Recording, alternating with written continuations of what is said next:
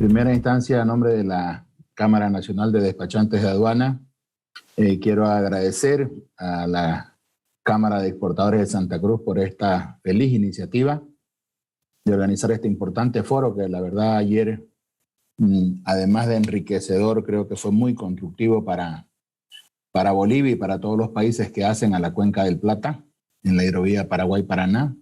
La verdad, muy motivante además ver las cosas que están haciendo los restantes países, que no deja de ser una muestra de lo que podemos lograr en Bolivia en la medida en que compartamos la misma visión todos los operadores, incluido el gobierno. Quiero agradecer también a todos los participantes a este foro, así como a los invitados, a las autoridades también de gobierno que se han acoplado a esta iniciativa. Creo que este es un foro muy importante para que podamos discutir, analizar de toda la problemática de la logística boliviana, de manera tal que podamos hacer una economía mucho más competitiva de lo que somos hasta ahora, siendo una de las economías más pobres todavía de la región. Si me permite, Rafael, compartir pantalla, puedo subir mi presentación.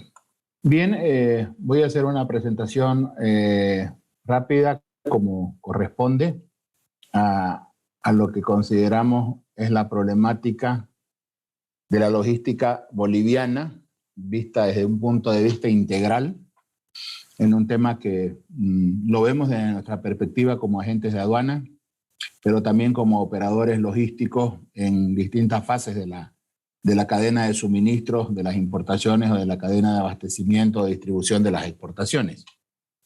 El agente de aduanas en particular, al operar por cuenta del importador o el exportador para la movilización de sus cargas hacia el mercado nacional o desde el mercado nacional hacia el exterior, tomamos contacto permanente y coordinamos permanentemente con todo el resto de los operadores en la cadena logística y por lo tanto sentimos en primera mano cuáles pueden ser las falencias que se tienen, cuáles son las deficiencias, las deseconomías que se tienen en cada uno de los eslabones de esta cadena logística.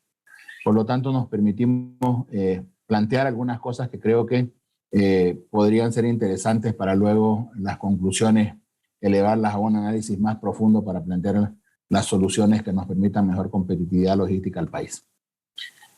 Un breve diagnóstico así muy somero de los resultados de la encuesta nacional de logística que se publicó el 2019. Bolivia es un país con una logística compleja.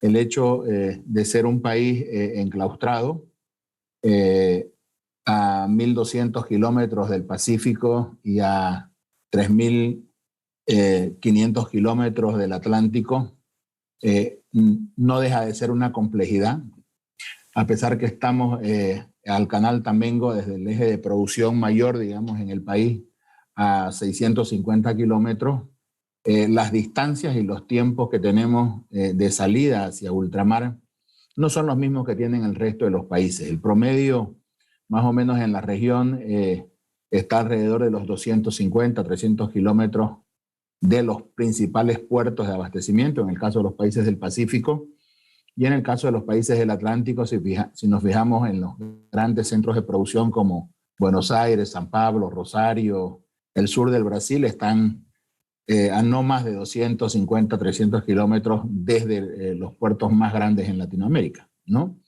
Entonces, esa desventaja obviamente es una desventaja inherente a la situación geográfica y además también inherente a la condición política de enclaustramiento en que está el país. Por lo tanto, es una deficiencia con la que tenemos que lidiar permanentemente.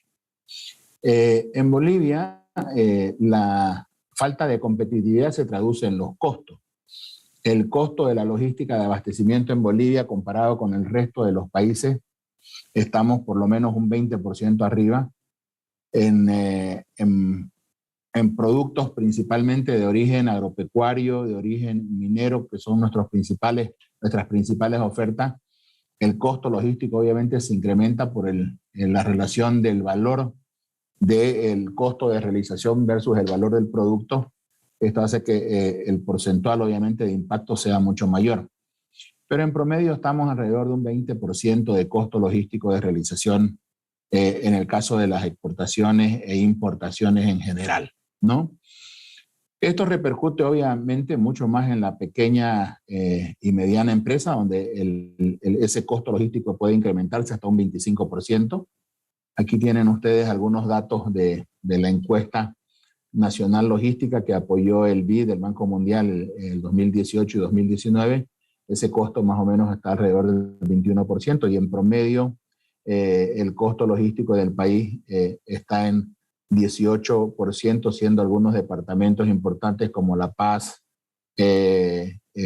Cochabamba, Santa Cruz, el promedio está alrededor del 18%. Este es nuestro costo logístico de acceso entonces a los mercados a los cuales tradicionalmente abastecemos.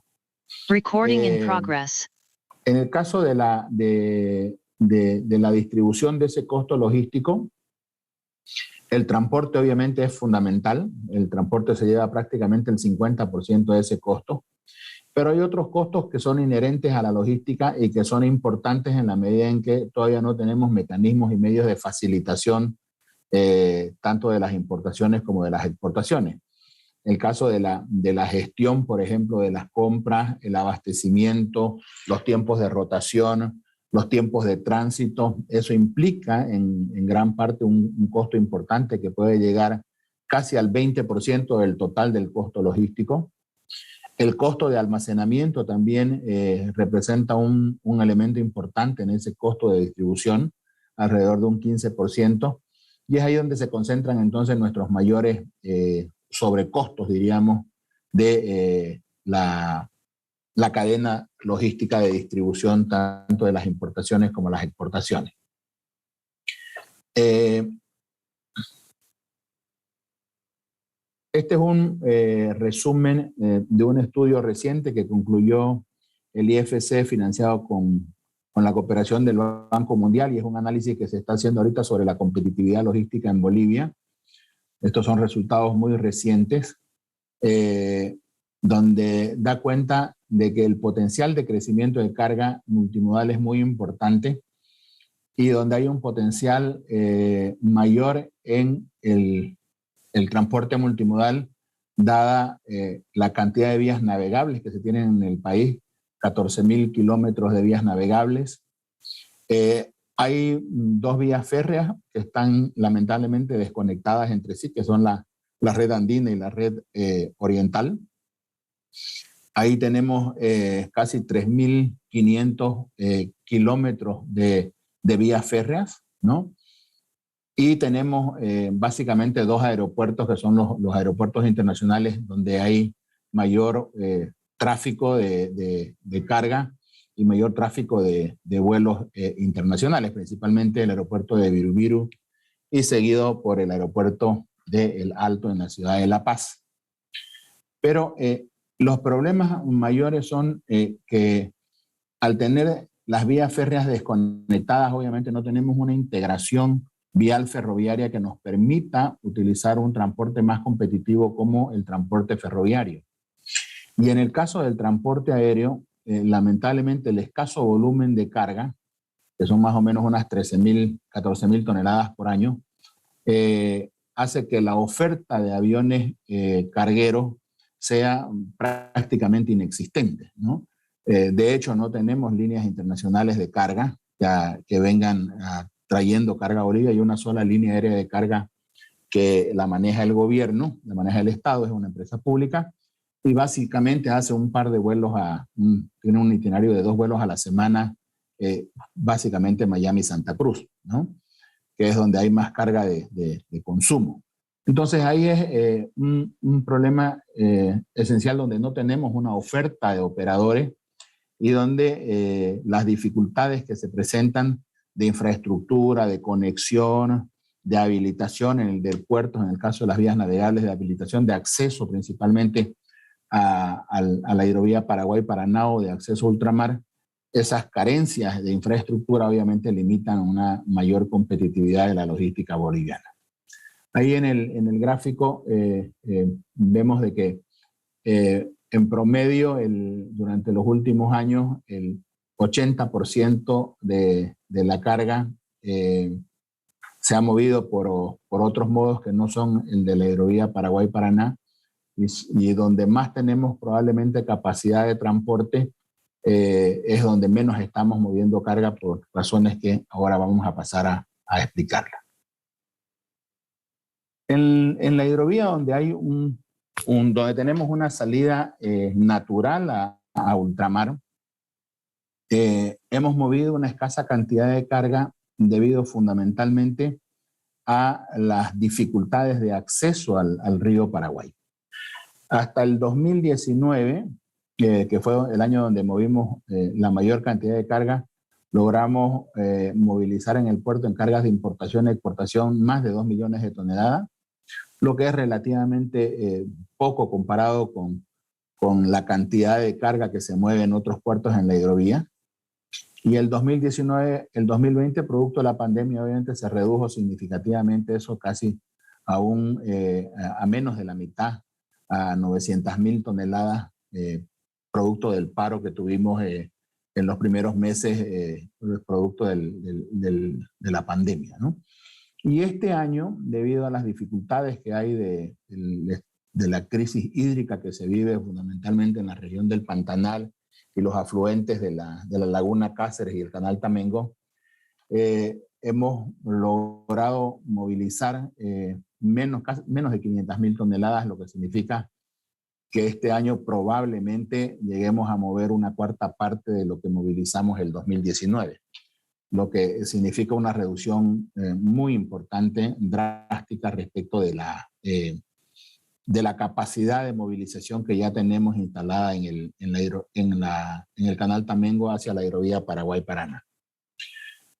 Aquí tienen algunos datos estadísticos de lo que hemos movido hasta el 2020 con la reducción que tuvimos de carga, pero en general tenemos más o menos unos 5 millones de toneladas que se movilizan desde los puertos del Pacífico y del Atlántico, y de eso aproximadamente en su momento un 30% aproximadamente es lo que hemos movilizado a través de la hidrovía, ¿no? Con los 2 millones que teníamos el 2020.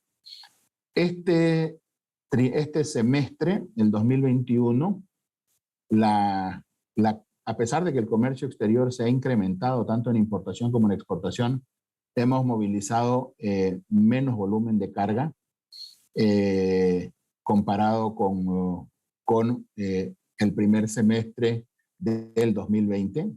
El 2020, en el caso de las exportaciones, movilizamos 6.1 millones de toneladas, y en el caso del primer semestre del 2021, 7.5 millones de toneladas, lo que significa un incremento de carga en el primer semestre de este año.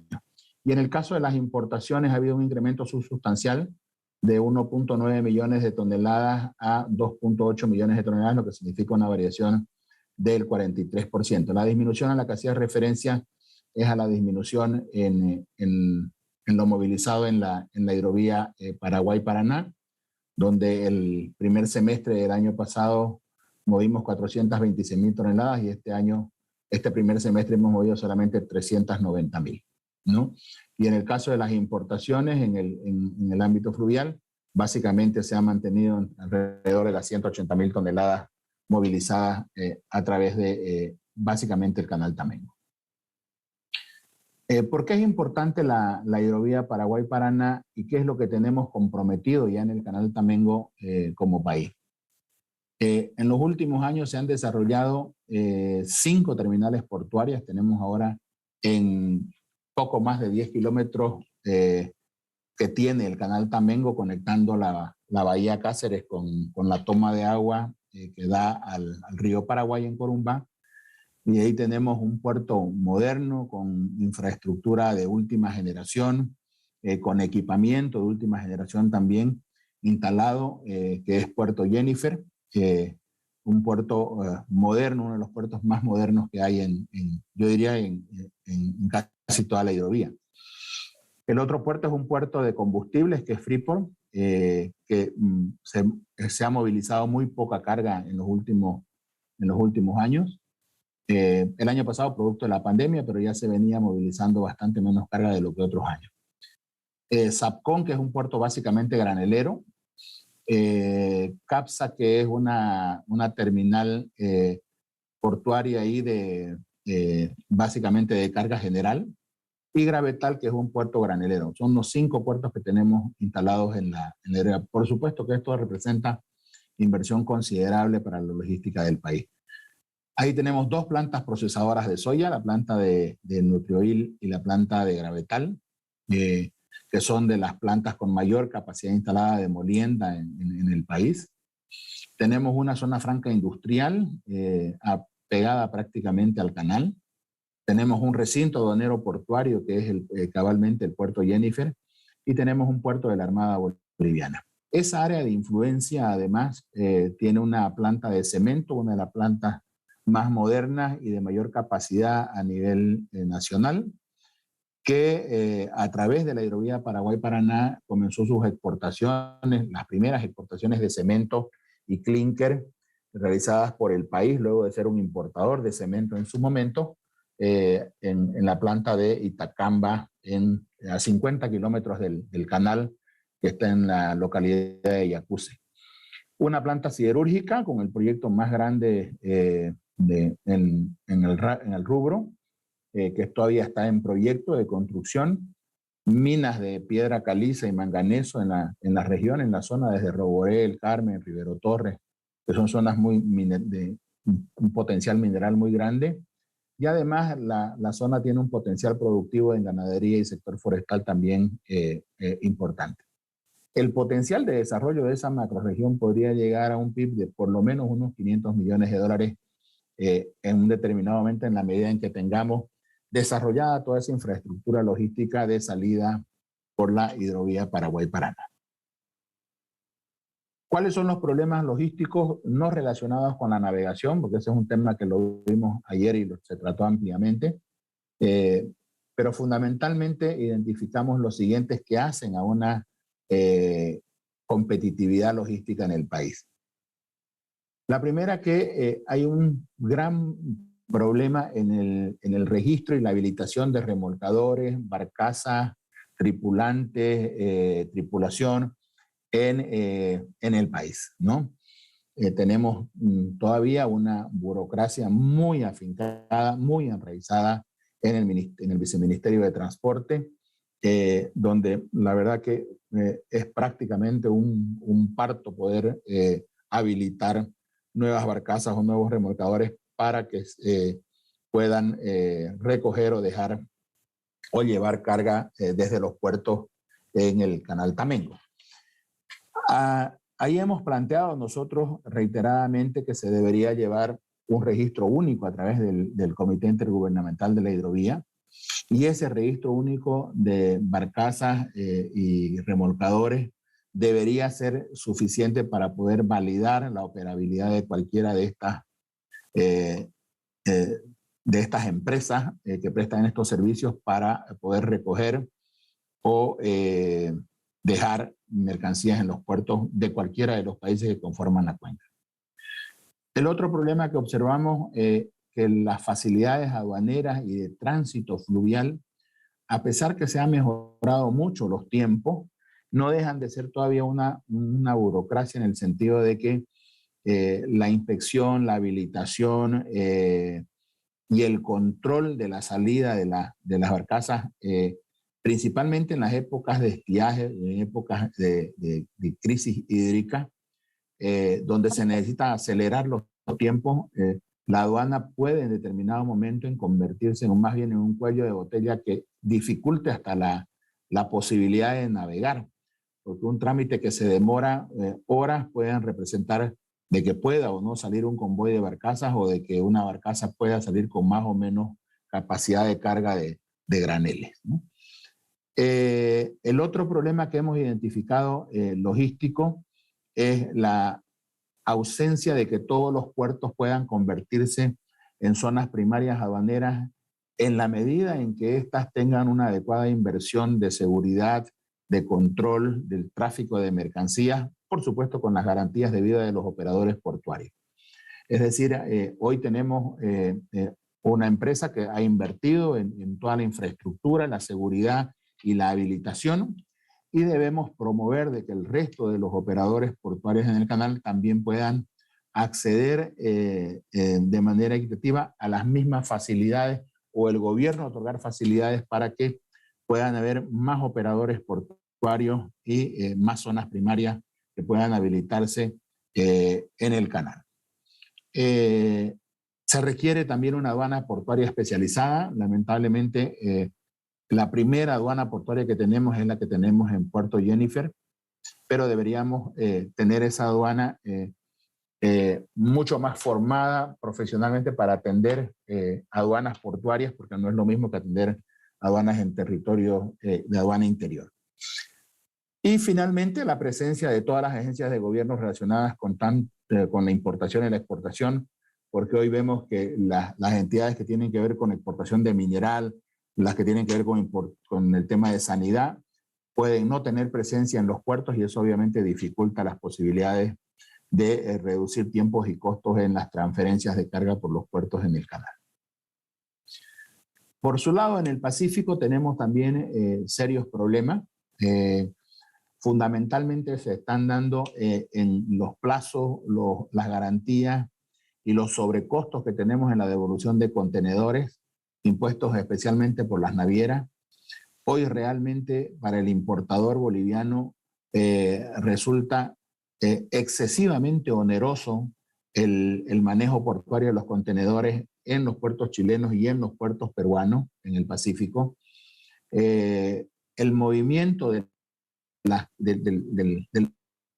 porteo más las garantías y los costos de movilización de contenedores casi se equiparan a los fletes de transporte marítimo, lo cual es realmente exagerado. Hay un incremento en costos operativos que puede representar el 200% o 300% de lo que habitualmente se cobraba hasta el 2020, hace 10 meses.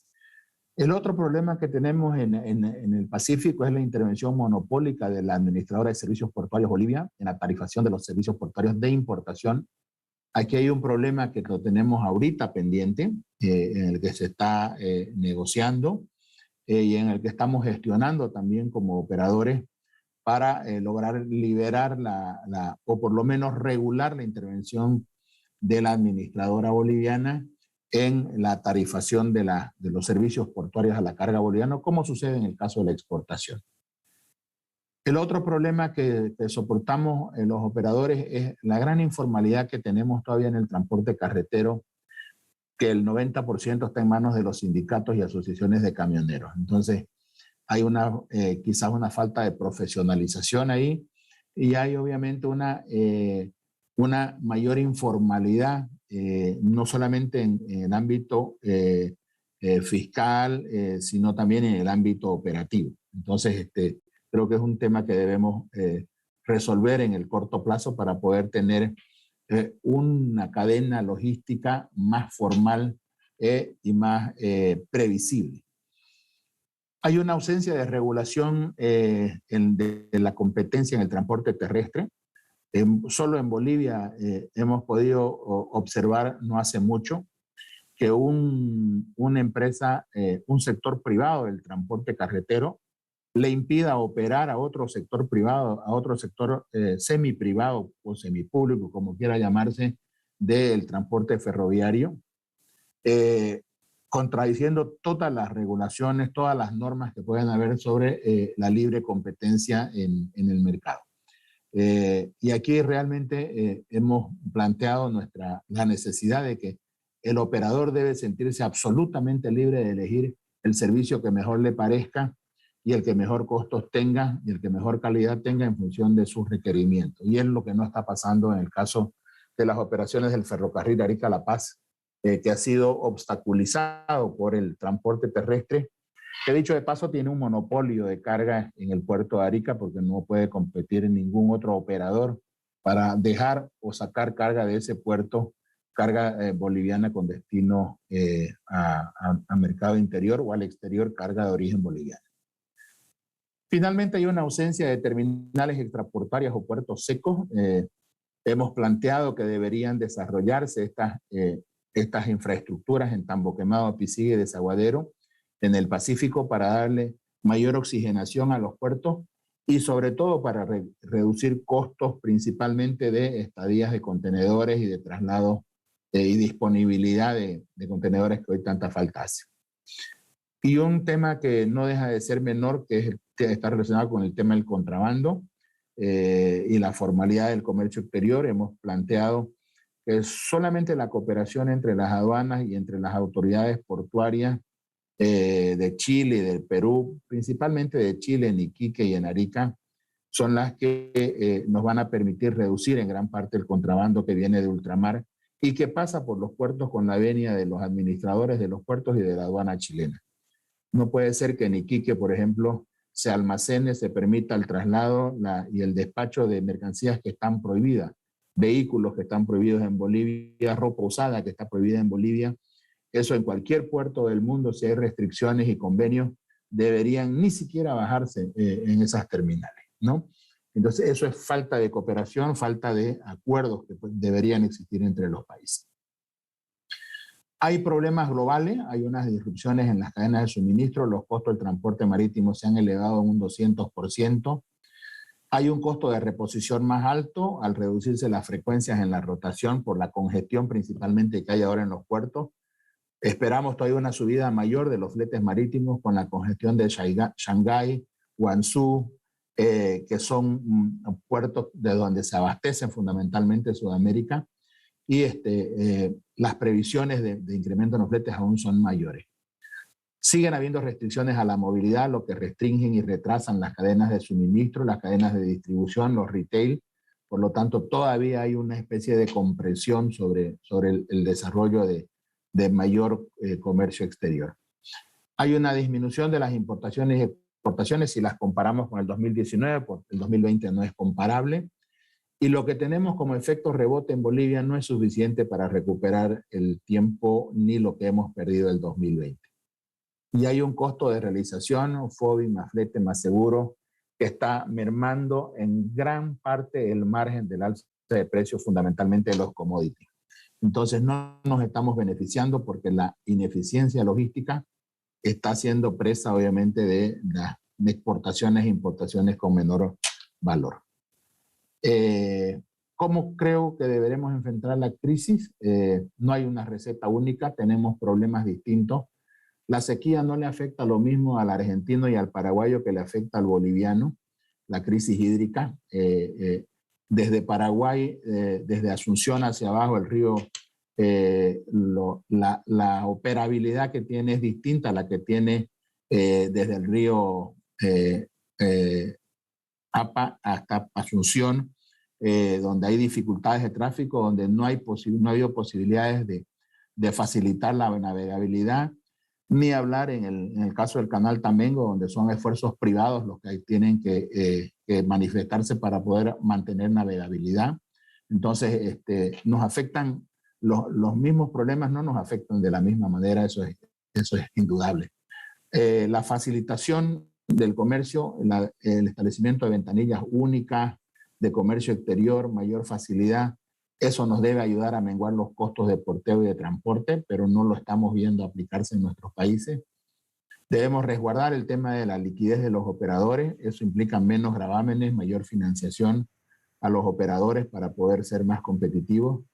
Hay que asegurar una mayor navegabilidad, lo que comentaba en el canal Tamengo. Hay que promover puertos francos asegurando mayor inversión y empleo. Eso hemos planteado también que se deben dar para promover más inversión que puedan asentarse en estos puertos sobre el canal o sobre el río, en el caso de Puerto Bush. Toda la cadena logística creo que debe trabajar en una reducción de costos y tiempos para replantearnos políticas y regulaciones que nos permitan mayor competitividad. Finalmente, las empresas vinculadas a la cadena logística deberíamos agregar valor a nuestros operadores, asegurando que se pueda consumir mejor calidad, seguridad y economía. Muchas gracias.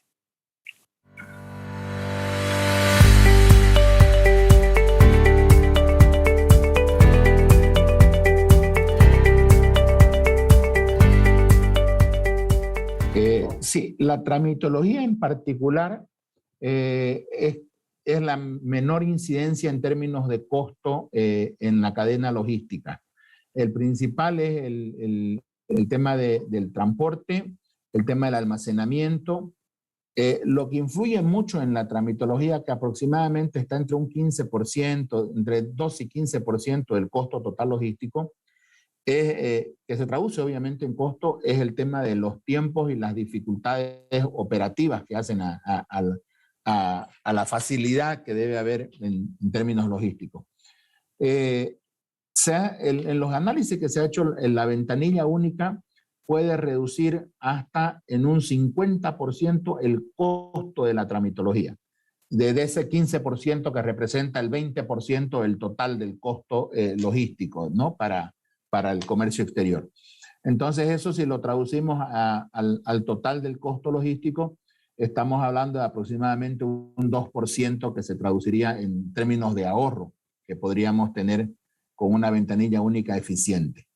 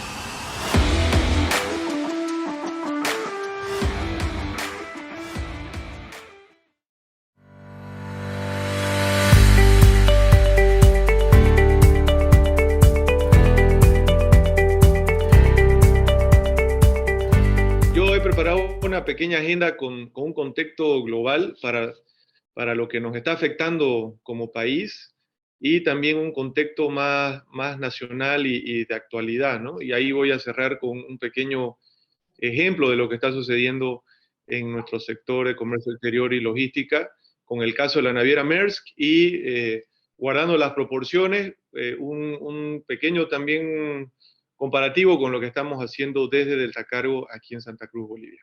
Vamos a la siguiente.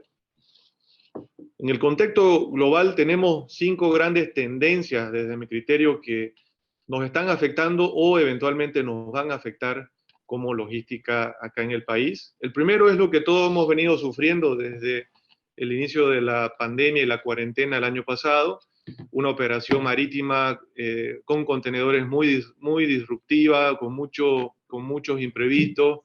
Hace unos meses tuvimos la paralización del puerto de Yantián por un brote de COVID, hace unos días en Nimbó, y lo cual ha generado ya una serie de desvíos en la parte marítima, ¿no?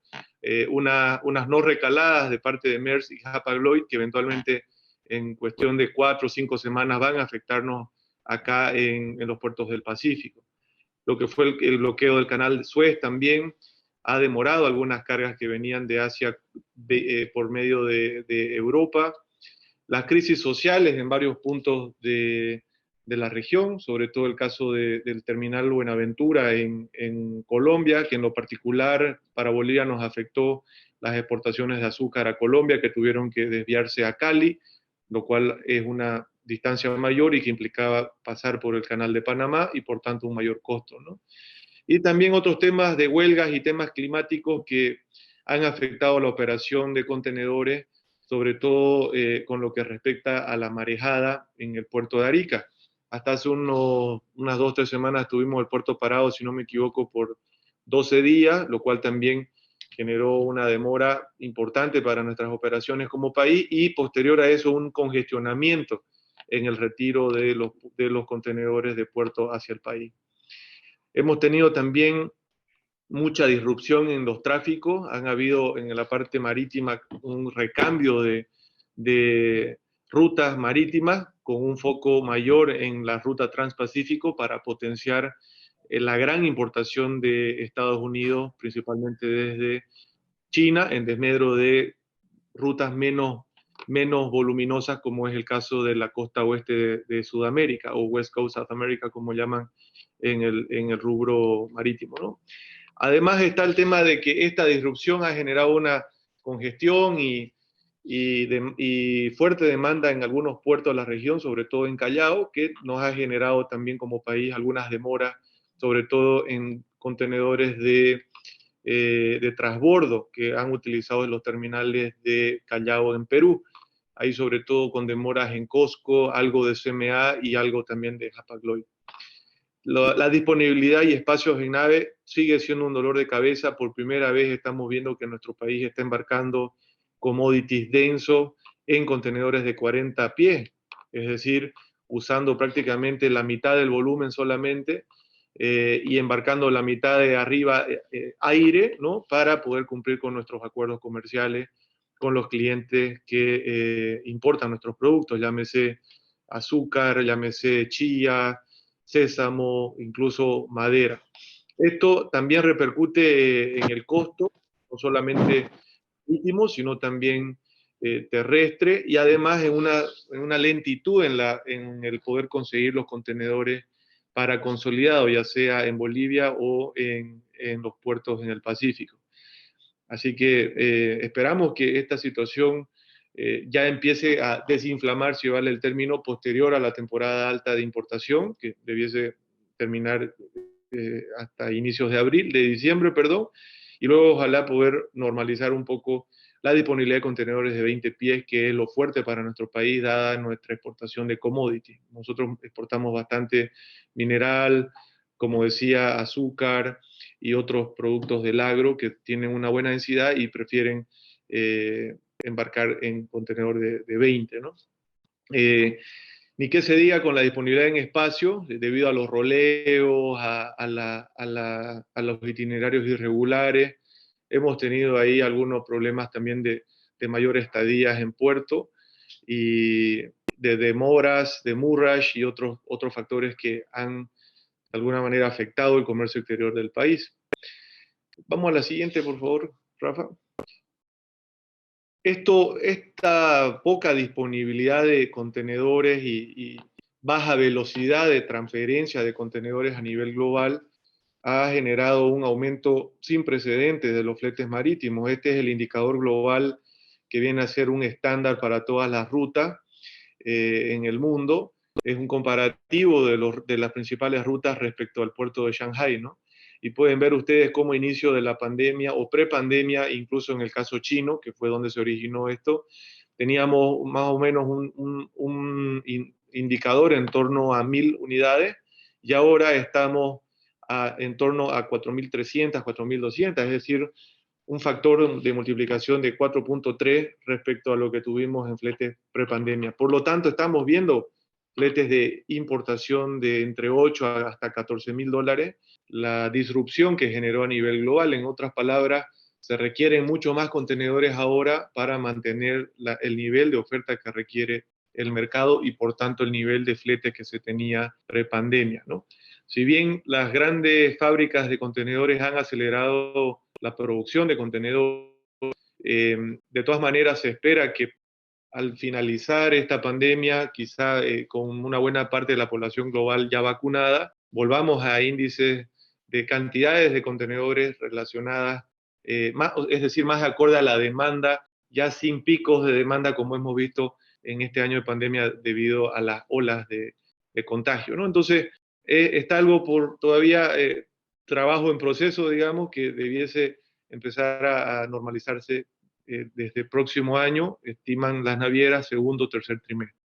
Vamos a la siguiente. Otra tendencia importantísima que ha sucedido este año es el de los BL digitales o electrónicos. Ya a los inicios de la pandemia teníamos un problema enorme en poder enviar BL físicos o recibir BL físicos, ya sea de nuestros clientes, o enviarlos a los puertos, enviarlos a las navieras. Y felizmente, buena parte de la industria se digitalizó rápidamente. Acá ven en pantalla un ejemplo de MSC, la naviera más grande del mundo en distintos indicadores, que generalmente compite con Maersk, que en otros indicadores viene a ser la número uno, que ha liderado esta iniciativa del BL electrónico, facilitando el comercio, ¿no? Se espera que esto se acelere y dentro de poco, quizás en cuestión de unos pocos años o meses, tengamos totalmente digitalizada esta parte y no tengamos que mover los documentos en físico, como hasta hace poco se seguía haciendo de manera generalizada.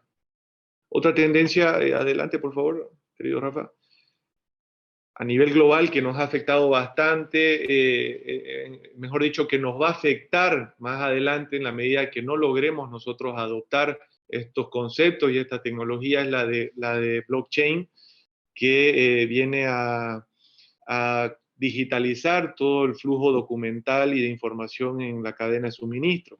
Este concepto y plataforma como TradeLens fue liderada por IBM y Maersk, dos grandes líderes, uno en transporte marítimo y el otro en software y tecnología, que construyeron esta plataforma digital donde poco a poco varias navieras, puertos, operadores logísticos y clientes nos vamos a ir sumando, ¿no? Hasta donde yo sé, en Bolivia no tenemos a una institución, todo lo vamos a hacer, y es la documental y la transacción de información que tenemos en nuestro sector de logística.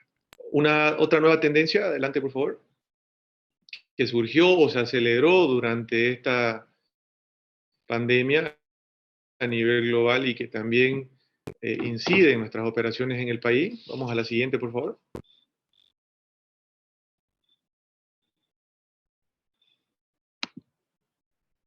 Es la concentración de las navieras, ¿no? A nivel global. Esto va un poco a acentuar el impacto que han tenido en los fletes la falta de contenedores o la baja rotación de contenedores, y viene a ser como en cuestión de una década o 2 décadas, para ser más preciso, como el mundo marítimo se ha concentrado en pocos operadores de buque. Yo recuerdo cuando ingresé al sector marítimo portuario a finales de la década del 2000 en Chile, de hecho partí mi experiencia portuaria en el puerto de Valparaíso, había muchos operadores. Perdón, volvamos al anterior, por favor. Es decir, estábamos hablando más o menos en esta época donde teníamos navieras incluso chilenas como CCAB, CCNI, habían navieras regionales como la de los países árabes, otras como SIM, como la de Israel, etcétera, que poco a poco vinieron consolidando, siendo fusionadas, siendo compradas por otros más grandes, o algunos incluso yendo a la pérdida, a la quiebra, y lo cual nos ha traído a un momento actual donde unos pocos operadores tienen mucho market share en cuanto a capacidad de arrastre y por tanto poder de negociación en cuanto a tarifas, ¿no? Esto sin duda es parte del problema y de hecho hace unas semanas atrás el gobierno de Estados Unidos abrió una investigación contra los 8 líderes marítimos justamente para pedir mayor información a causa que justifique, perdón, el aumento tan fuerte de los fletes de contenedores. Esperamos que esto de alguna manera colabore, contribuya a normalizar. Todos sabemos que la concentración de poder, la concentración de monopolio eventualmente afectan al mercado. Y bueno, ojalá que de alguna manera se normalice esta situación y a la brevedad posible, ¿no? Dado el gran aumento de fletes que hemos vivido y que todavía vamos a vivir hasta a pasar la temporada alta de Navidad. Vamos a la siguiente. Tengo además dos tendencias globales que comentar, producto de este flete tan grande aumento de flete tan grande que se ha visto a nivel global. La región no ha quedado, digamos, inmutable. Hemos tenido un aumento fuerte de solicitudes de importación y exportación de países vecinos. Hoy por hoy Bolivia está exportando leche al Perú, cerámicas y ladrillos a Chile y a Perú. Estamos también importando bastante carga desde Brasil, que ya no se compró en China por los fletes tan altos.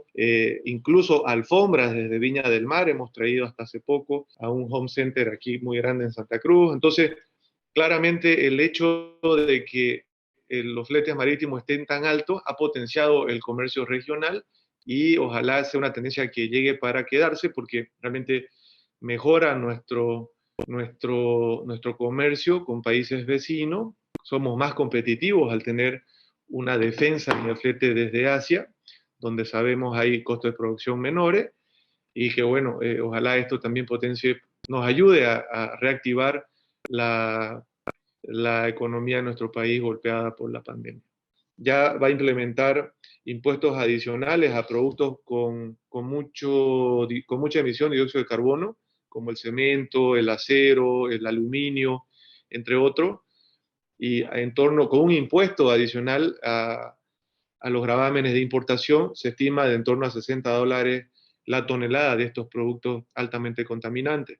Entonces, esto es importante para Bolivia porque nosotros exportamos, por ejemplo, al mercado de Europa justamente concentrados de minerales, y eventualmente en 1, 2 años, 3 años vamos a probablemente afrontar tarifas, aranceles ambientales que hagan no competitiva o menos competitiva nuestra oferta exportable, ¿no? Y si esto se expande a países del primer mundo como Estados Unidos o Canadá, puede también afectar exportación súper relevante para Bolivia de origen agrícola, como la castaña, la quinoa, el cacao, el café, etcétera, que nuevamente puede hacer no competitiva nuestra oferta exportable, ¿no? Entonces, este tema realmente se ha acelerado, al igual que la digitalización, y ahora todo el mundo está abocado a apuntar al 2050 a hacer cero emisiones, ¿no? Entonces, la propuesta es qué vamos a hacer como país para ser verdes en el mediano plazo o largo plazo, y además como operadores logísticos, cómo nosotros podemos acelerar nuestra transformación ambiental para ayudar al país a lograr esta meta y ayudar a nuestros clientes a ser competitivos en materia de medio ambiente.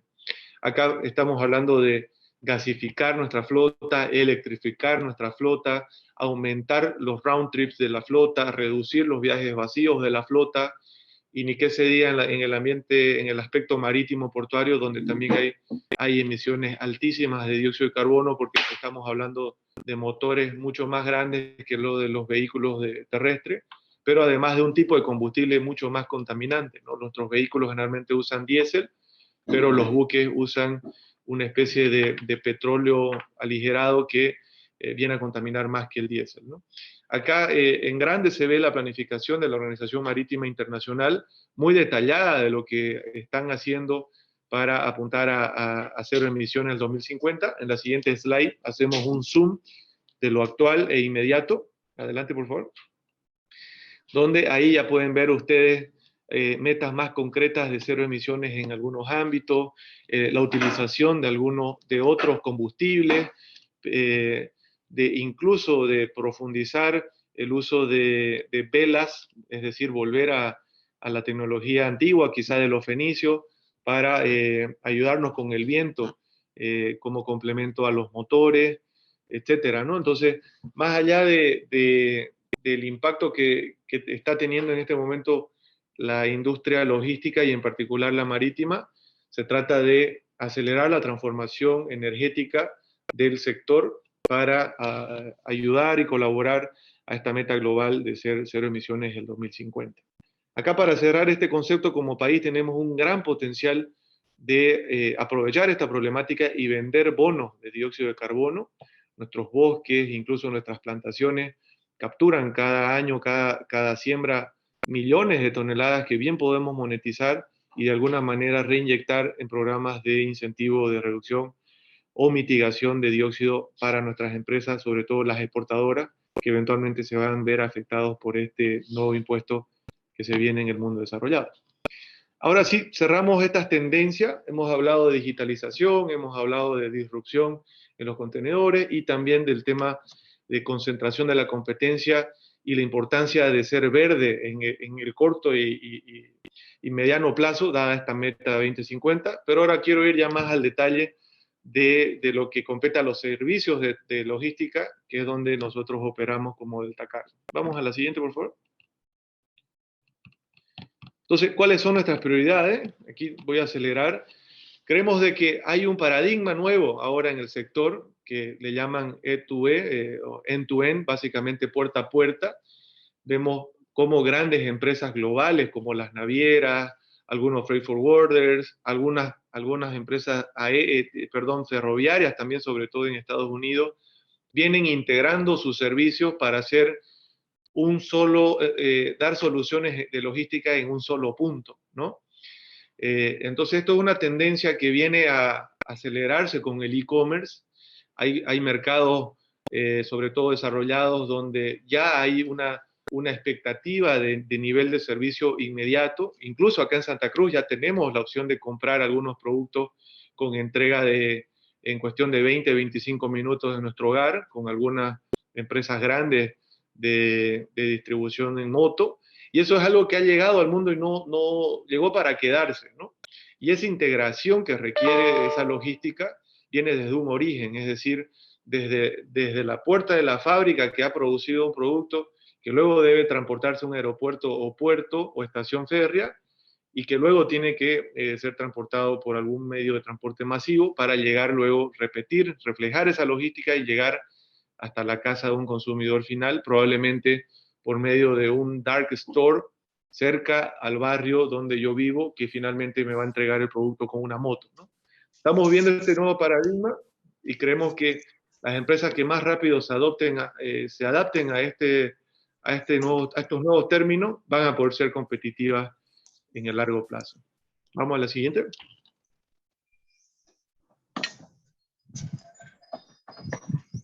Otro tema es cómo esto viene de la mano de la digitalización. El tener tantas operaciones simultáneas, con tanta complejidad, con tantos tipos de carga, tipo de volumen, tipo de peso, tipo de embalaje, tipo de origen, tipo de destino, etcétera, hacen que realmente sea ahora más compleja la logística bajo la presión de la inmediatez del cliente, ¿no? Sumado a esto, los ruteos de última milla, las congestiones en puertos, las congestiones en algunos pasos fronterizos, las congestiones en distribución en algunas ciudades, los requerimientos de almacenaje. Entonces, realmente las limitaciones ahora se han exacerbado y la digitalización se ha acelerado y eso viene a converger en lo que es una mezcla de nuevos servicios con mucho más tecnología para el usuario final. Vamos a la siguiente. Y esto, lamentablemente, para nosotros ya es una limitante. Tenemos una infraestructura todavía deficiente. De partida, nuestro acceso al mar está limitado, es dependiente de terceros. Nuestro acceso al mar por medio de la hidrovía también está sujeto a factores climáticos. Nuestros pasos fronterizos no están habilitados 24/7, como debería ser por lo menos los de mayor movimiento, como el caso de Tambo Quemado, Desaguadero y Corumbá. Dado la alta fluidez de carga y de pasajeros, debiésemos tener ya una operación 24/7. Lamentablemente no es ni siquiera a tiempo medio, ni siquiera 8 horas continuas por distintos factores, y eso ya nos hace menos competitivos, afecta a nuestros indicadores de logística y por tanto nuestros costos al final de logística, ¿no? Como decía Antonio en una presentación anterior, somos de los países más caros en cuanto a logística y esto sin duda es uno de los factores principales. Otro factor es que el eje central que viene a ser los puntos fronterizos con Perú y Chile, que pasa por nuestras principales ciudades y termina en la frontera con Brasil, viene a manejar prácticamente 2/3, 80% de nuestro tráfico, y no tenemos todavía una infraestructura vial excelente. En otras palabras, hay todavía un trecho muy importante que es el sillar entre Cochabamba y Santa Cruz, que todavía estamos circulando a un promedio de 10, 15 kilómetros por hora. y llevamos años en eso, ¿no? Vamos a la siguiente hoja. Yo estuve el domingo pasado allá justamente en una inspección de ruta de nuestros paraderos autorizados y pudimos ver cómo se ha avanzado tan poco. Esta es una foto de un tramo del sillar donde se están haciendo túneles. La congestión altísima, como decía, yendo pegadito a los camiones en fila india a no más de 15 kilómetros por hora. Esto realmente repercute en una logística ineficiente que además daña a los camiones, ¿no? Nosotros al llegar a Locotal, cuando termina el sillar, habíamos contado 7 camiones detenidos, no, algunos de ellos incluso nuevos, que estaban con algún desperfecto en la ruta, ¿no?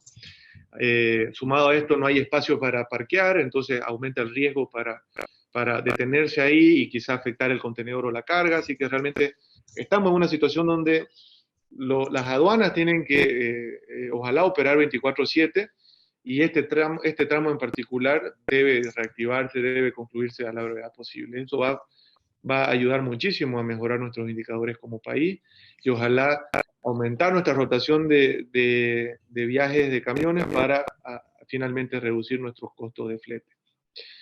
¿Vamos a la siguiente?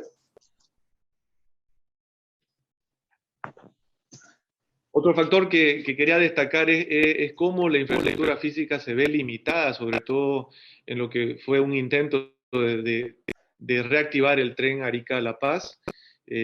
Acá pueden ver cómo el mismo sector de transporte terrestre se opuso. Tuvimos varios días de huelgas y paros nacionales, no pudimos trabajar por mucho tiempo. Lamentablemente, en muchos casos, coercionados a ser parte de estos bloqueos por todo esto, esta dinámica del sector que comentaba Antonio Rocha de corporativismo y de sindicalismo, ¿no?, que tenemos en el transporte terrestre. Eso lamentablemente demuestra una visión de corto plazo y también un poco desconocimiento del impacto que tendría positivo el tren al operar en esta ruta. Estamos hablando que la afectación sería en torno a 10-12% del tráfico Arica-Bolivia de carga, lo cual viene a ser un complemento para la carga y no un competidor directo, ¿no? Además, el hecho de operar multimodal con el tren como socio, sea en Viacha, sea en Oruro o incluso en Charaña, nos ayuda como transporte al no tener nosotros que hacer sufrir, valga el término, a la máquina el bajar y subir de Campo Quemado a Arica, son 250 kilómetros aprox, una pendiente que va de 4.000 y algo metros hasta cero, en cuestión de 200 y algo kilómetros, ¿no? O sea, realmente un desgaste importante a la máquina que bien se puede complementar con una operación multimodal con el tren. Entonces esperamos esto se reactive, se vuelva a renegociar estos aspectos y podamos tener una operación regular como es el tren hacia Brasil, el tren hacia Argentina y el tren incluso hacia Chile por medio del puerto de Antofagasta. Vamos a la siguiente. Esto sumado al hecho de que los actores logísticos en nuestro país es un sector muy fragmentado. Estamos hablando aquí en Rojo Ven más de 20.000 operadores, muchos son unipersonales, muchos apenas tienen, por ejemplo, un solo camión, o como le llaman, son empresas de escritorio, donde tienen una laptop y un celular y hacen brokeraje de servicios.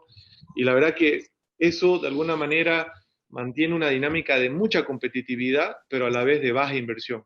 Son pocos los actores que invierten en seguridad de la carga, en certificación OEA, en medición de huella de carbono, en digitalización, en modernización de la flota, y como consecuencia tenemos una logística lenta, cara, antigua, contaminante, no digital, muy manual, etc. Y eso es uno de los desafíos que como actores tenemos que plantearnos, ¿no? Vamos a desplegar una estrategia de fusión y adquisiciones, o nos vamos a trincherar en nuestra asociación o cooperativa, o voy a salir a invertir y a arriesgar y a modernizar, etcétera. Hay cientos de caminos que podemos tomar como sector y como operadores individuales que sin duda en esta década que ha empezado muy rápidamente con esta pandemia, vamos a ver distinto devenir, digamos, de estas acciones a seguir en el sector. Yo espero que esto de alguna manera se llegue a concentrar de alguna manera y aumente la competitividad de nuestro sector para que nuestros clientes y al final quienes importan y exportan tengan mejores servicios disponibles dentro del país. Vamos a la siguiente. Acá ya para ir cerrando, redondeando los conceptos anteriores de cómo el mundo ha cambiado y se ha acelerado tan rápidamente, es lo que ha sucedido con Maersk.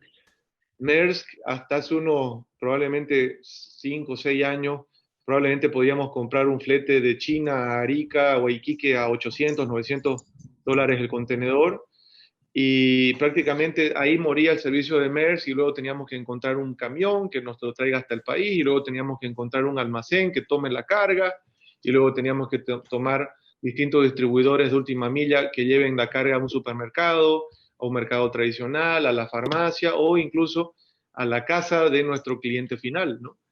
Pero como el mundo se ha acelerado y la oportunidad es tan grande en una industria logística muy fragmentada, pero a la vez grandísima, la logística en cada economía viene a ser una parte importante del PIB. Hemos visto cómo Maersk, por ejemplo, tomó la delantera y se integró rápidamente a los puertos. Hoy por hoy opera docenas de puertos a nivel global con su marca APM Terminal, incluso en Callao tiene una operación esta naviera. Desde hace ya un tiempo ofrece servicios de transporte integrado a su buque, es decir, el cliente puede tomar el contenedor con Maersk puesto en Santa Cruz, por ejemplo, y ahora, como ven en pantalla, incluso ha comprado operaciones de e-commerce en Estados Unidos, donde busca justamente desplegar la estrategia de llegar puerta a puerta, el end-to-end que mencionaba anteriormente, ¿no?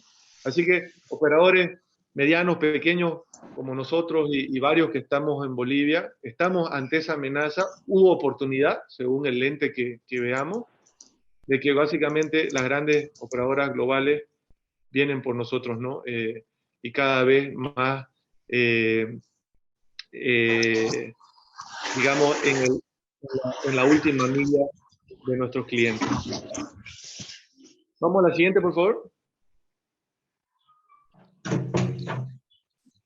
Acá, como decía al inicio, guardando las proporciones, con esto voy terminando, ese es justamente nuestro camino, nuestra estrategia como Delta Cargo, ha sido el potenciar que nuestra empresa ya con 28 años brinde todos los servicios de logística en un solo lugar. Nosotros partimos en 1993 haciendo exportación de algodón al Perú y hoy por hoy hacemos mucha importación de todos los países vecinos más Uruguay, exportamos también bastante por Arica, sur peruano y algo por Brasil. Y desde hace 2 años empezamos con servicios de transporte interdepartamental, camión completo, camión carga suelta, distribución en las principales ciudades del país. Todos los días llegamos a supermercados, farmacias, veterinarias en las principales ciudades. Y además hacemos transporte de cosecha de grano en los principales sectores productivos de Santa Cruz y transporte de grano silo a silo también en los principales puntos agroindustriales de Santa Cruz. Vamos a la siguiente. Y esto de la mano de digitalización, nosotros lanzamos, antesito de la pandemia el año pasado, un aplicativo móvil para nuestros choferes. Está abierto en la nube en la tienda de Android. Si ustedes gustan pueden bajarlo, deltax.la, donde pueden acceder a cientos de oportunidades de carga y con lo cual nuestros clientes pueden monitorear esos embarques, pero además ver cargas pasadas, ver fletes promedio de mercado y otros beneficios que ya están totalmente digitalizados y que ahora ya el desafío es un cambio cultural, ¿no? De que nuestros choferes, nuestros clientes vayan adoptando esta tecnología y eventualmente aceleremos la digitalización de la logística en el país. Termino con lo siguiente, la importancia vamos a la siguiente, por favor, de las integraciones de los sistemas. En el mundo de software existe un término que se llama API, que no viene a ser más que puertas y ventanas de los sistemas que tienen las empresas para conectarse y conversar entre sí.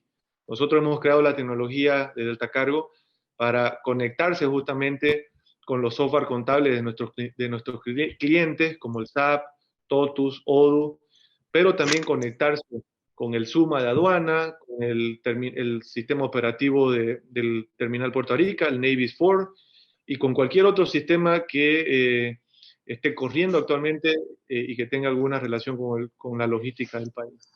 Entonces, con esto nosotros buscamos acelerar este ecosistema digital que eventualmente se va a construir en Bolivia, como se ha visto en otros países, y con esto generar mucha data, muchos modelos de inteligencia artificial, modelos matemáticos de anticiparse a la demanda, de anticipar problemas, corregir picos o valles, y muchos otros beneficios que trae la tecnología, más allá de automatización de procesos y de reducción de costos al final.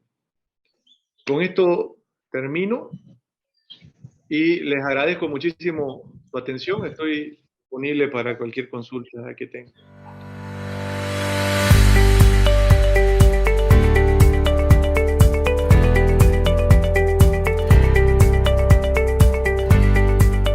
Yo te diría que son varios frentes, pero de los cuales yo quisiera destacar tres. Uno, el que ya mencionaste, el rol privado, ¿no?, de las empresas de digitalizarse, pero los otros dos es que uno es un tema conceptual de la transparencia de la información y el beneficio de compartir la información. ¿Cuánto no quisiéramos poder tener acceso libre a la información de la aduana, de los pasos fronterizos, de los puertos, de ASPB y todos los actores públicos, ¿no? Imagínense poder con un clic saber dónde está mi trámite, dónde está el contenedor, si ya pasó frontera, si ya salió Canal Verde, si ya está por arribar. Y bueno, eso ya lo tenemos en el mundo marítimo, ya lo tenemos en algunos operadores logísticos también, pero en lo que es sector público todavía no tenemos esa transparencia ni esa apertura a la información. Yo te diría, eso es un factor importantísimo que ojalá desde CADEC, desde otras instituciones, podamos empujar al gobierno a acelerar la transparencia. Y finalmente el otro pilar, te diría, es el aspecto de talento humano. Lamentablemente todavía no tenemos una abundancia de ingenieros de sistemas que manejen tecnologías modernas, que manejen conceptos avanzados. Cada año, te diría, apenas docenas de ingenieros de sistemas se están graduando, por lo menos en nuestra ciudad, cuando probablemente ya deberíamos estar hablando de centenas, ¿no? Y ojalá también con un pensum, un componente educativo más moderno del que ahora se está viendo en la universidad. Uno ve ahora las tecnologías que ocupan, probablemente son de hace 5 o 10 años, y el mundo tecnológico avanza muy rápido. Hoy por hoy, las herramientas tecnológicas que se usan en las empresas ya están más avanzadas de lo que en el mundo académico se está tomando, por lo menos acá en Bolivia. Así que eso, te diría, sector privado, invertir, acelerar, sector público, transparentar, abrir, y finalmente sector académico y la juventud, el replantearse prioridades y quizá si alguien está pensando estudiar psicología, derecho, que le dé una vuelta y realmente piense en optar por ingeniería de sistema, ingeniería informática, porque realmente para eso sí que hay una alta demanda, buenos sueldos, buenos trabajos, y no va a parar eso por lo menos en buenas décadas.